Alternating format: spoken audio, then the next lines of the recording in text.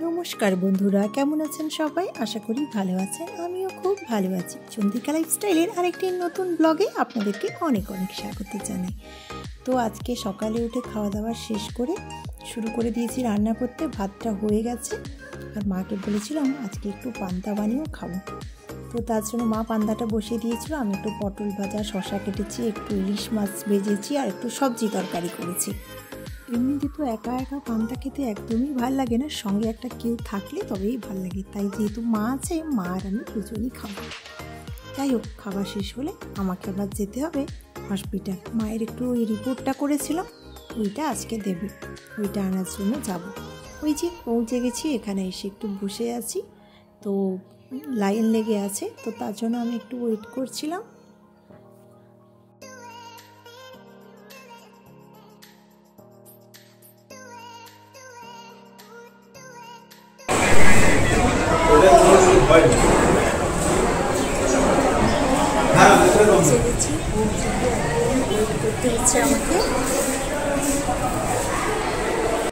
Report নিয়ে আমার হয়ে গেছে, এবার আমি হাঁটতে হাঁটতে বাড়ি ফিরছি।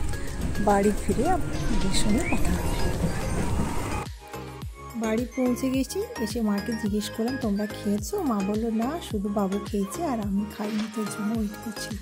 তাই মাকে খেতে দিয়ে বসে গেলাম খেতে।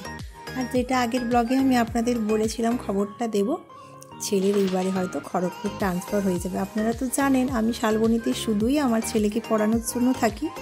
তো যেহেতু কেবিতে পড়ে, কেবি টু কেবি ট্রান্সফারটা হয়ে গেলে খুবই ভালো হয়। তো আজ 3 বছর ধরে আমি চেষ্টা করছিলাম জানেন ছেলেটাকে ট্রান্সফার করার জন্য। তবে এই বছর বোধহয় ফাইনালি হয়ে যাবে। খবর এসছে যে আপনার ছেলের খবর এসছে, আপনারা এসে একটা ফর্ম আছে ওইটা নিয়ে যান, দিয়ে শালবনী থেকে টিসি নিন। তো কালকে আমরা যাব, তার জন্য মনটাও একটু খুশি খুশি আছে। আর একটা গাছ নিয়ে এসেছিলাম, মা ওইটা লাগানোর জন্য ছাদে এসেছি। তারপরে যাব একটু পার্কে। এই যে ছাদে আসা, আপনাদের সঙ্গে কত শালবনীর কত কিছু শেয়ার করেছি, পার্কে যাওয়া, সব কিছু দিন দিন এবার আস্তে আস্তে ফুরিয়ে আসছে।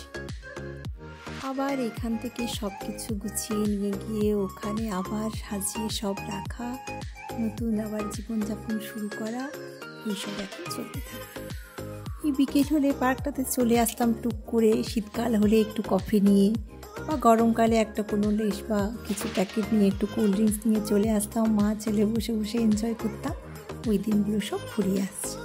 আর এই যে ছেলে এখানে লজ্জাবতী পাতা দেখেছে, দিয়ে আমি বললাম এই পাতাগুলোতে হাত দিলে না ঘুমিয়ে পড়ে, তো ওইগুলো ট্রাই করে করে দেখছিল।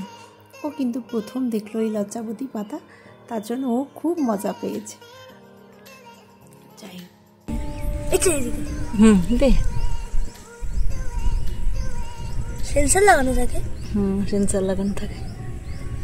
আর মাও খুব খুশি হয়েছে আমরা খড়গপুর চলে যাবো এটা শুনি, কারণ এইখানে আসতে আমার অনেকটা অসুবিধে হতো। আর যেহেতু আমার হাজব্যান্ডের কাজ খড়গপুরে, তো এখানটায় শুধু ছেলে পড়ানোর জন্য থাকতাম, তো ওরও প্রচুর জার্নি হতো।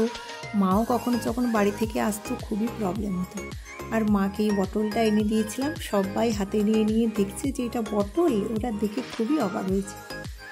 আর চলুন তাহলে এবার বাড়ি ফেরা যাক। আর বাড়িতে এসে গেছি, হাজব্যান্ডে চলে এসেছে অফিস থেকেও, একটু কাজ করছিল, তার জন্য আমি ততক্ষণে খাবারগুলো সব গরম করে নিয়েছি, একটু খেতে দিয়ে দিব।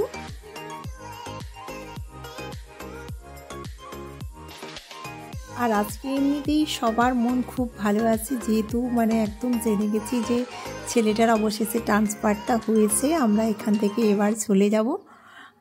খুবই আনন্দ আর সবার মন খুবই ভালো আছে। যাই হোক, চলুন আজকের ভিডিওটা তাহলে আমি এখানেই শেষ করছি। আপনারা ভালো থাকবেন, সুস্থ থাকবেন, সাবধানে থাকবেন। ব্লগটা কেমন লাগলো অবশ্যই আমাকে একটা কমেন্ট করে জানাবেন। ভালো লাগলে প্লিজ একটা লাইক করে দেবেন।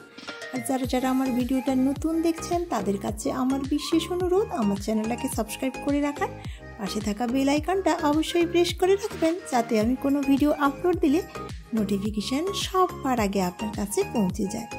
তো সবাইকে আরেকটি বার ভালো থাকবেন, সুস্থ থাকবেন, সাবধানে থাকবেন। আপনাদের সঙ্গে আবার খুব শিগগির দেখা হবে পরের একটা নতুন ব্লগে। তো চলুন আজকের মতো টাটা।